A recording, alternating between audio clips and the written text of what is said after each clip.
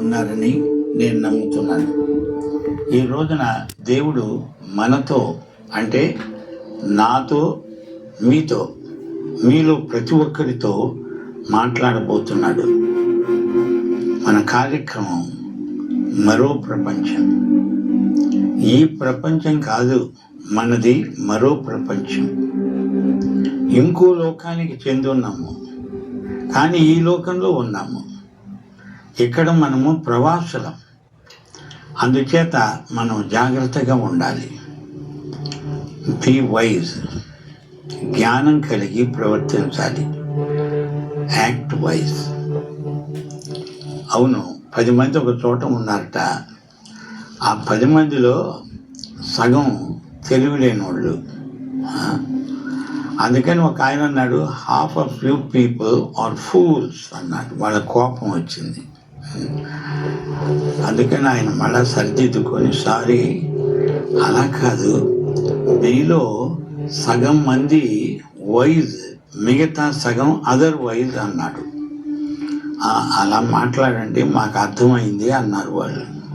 అర్థం ఒకటే, wise people కాకపోతే అదర్ వైజ్ అంటే ఫూలిష్ అని అర్థం.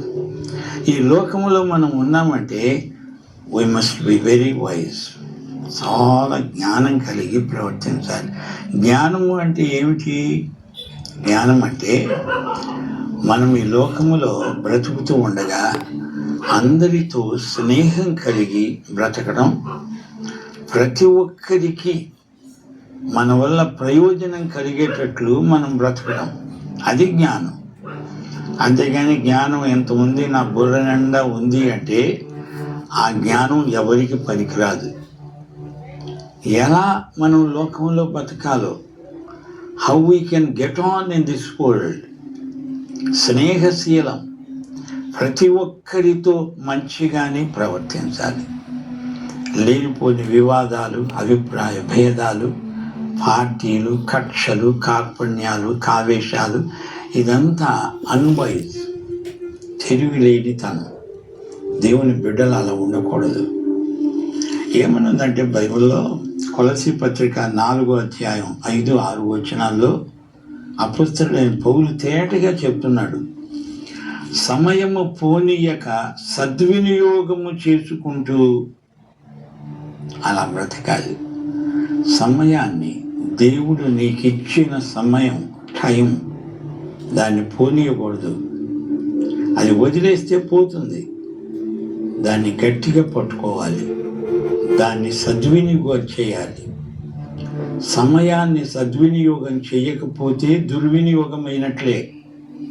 ఉదాసీనంగా ఉంటే ప్రజలకు కీడు చేసినట్టే. మేలు చేయను, కీడు కూడా చేయను అంటే కీడు చేసినట్టే. అది క్రైస్తవ జ్ఞానం. కీడు చేయకూడదు, మేలు చేయాలి. సమయాన్ని పోనీయకూడదు, సద్వినియోగం చేసుకుంటూ ఉండాలి. అంతేకాదు, మనము సంఘం, దేవుని సంఘం, దేవుని కుటుంబం. ఈ సంఘ శరీరానికి శిరస్సు యేసు ప్రభువే. కనుక ఈ సంఘములో ఉన్న వారంతా యేసు శరీరానికి అవయవాలు అని చెప్పుకుంటున్నాము కదా. అందుచేత సంఘమునకు వెలుపటి వారి ఎడల జ్ఞానము కలిగి నడుచుకోండి. ఈ సంఘానికి వెలుపల ఉన్నోళ్ళంతా మనం కొద్ది మందిమే, కానీ ఎక్కువ మంది మనకు బయట ఉన్నారు. బయటి వారు, మనం కూడా అందులో నుంచి వచ్చిన వాళ్ళమే, కానీ ఆ బయటి వారిని గురించి అక్కడ వస్తుంది మన టెస్ట్, మన జ్ఞానం ఎలాంటిదో. కోరిక ఇతరులకు అభ్యంతరంగా ఏవేవో పేరుళ్ళు పేలడం. ఈ పేరుడు ఎక్కువైంది ఈ మధ్య. పేరుడు పదార్థాలు బస్సులో కూడా ఎక్కనివ్వరు. జాగ్రత్తగా ఉండండి. ఊరిక నోరున్నది కదా అని ఇష్టం వచ్చినట్టు ఇతరులను ఖండించడం, ఇతరులను దూరం చేసుకోవడం. ఎందుకు ప్రజలను దూరం చేసుకోవాలి? ఒక పశువుల పాకలో పుట్టాడు. ఆసియా ఖండంలో నడిబొడ్డున పుట్టాడు. అందరికి అందుబాటులో ఉండేటట్లు ఆయన ఒక పశువుల శాలలో పుట్టాడు. పశువుల తొట్టిలో ఆయన శిశువుగా వారున్నాడు. అందరూ వచ్చారు. జ్ఞానులు రావడానికి అభ్యంతరం లేదు, చెట్టు చివరికి మరి గొర్రెల కాపరులు రావడానికి కూడా అభ్యంతరం లేదు. రాజులు రావచ్చు, రైతులు రావచ్చు. అంత దగ్గరికి వచ్చాడు జనసమూహంలోకి. ఆయన సేవను కూడా చూడండి, ప్రజలకు ఆయన దగ్గరగా వచ్చాడు. పెళ్ళిళ్ళు చేసుకుంటుంటే వాళ్ళ మధ్యకి వెళ్ళాడు, ఎవరన్నా చచ్చి ఏడుస్తుంటే వాళ్ళ మధ్యకి వెళ్ళాడు. ఆయన ప్రజలకు దగ్గరగా వస్తుంటే మనోళ్ళు మడిగట్టుకొని ప్రజలకు దూరంగా అయిపోతున్నారు.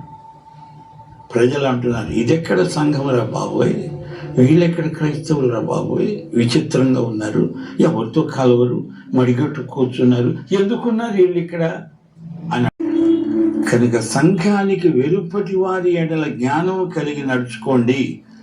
ప్రతి మనుష్యునికి ఎలా ప్రత్యుత్తరం ఇయ్యాలో అది మీరు తెలుసుకోవడానికి ఏం చేయాలి? ప్రశ్న.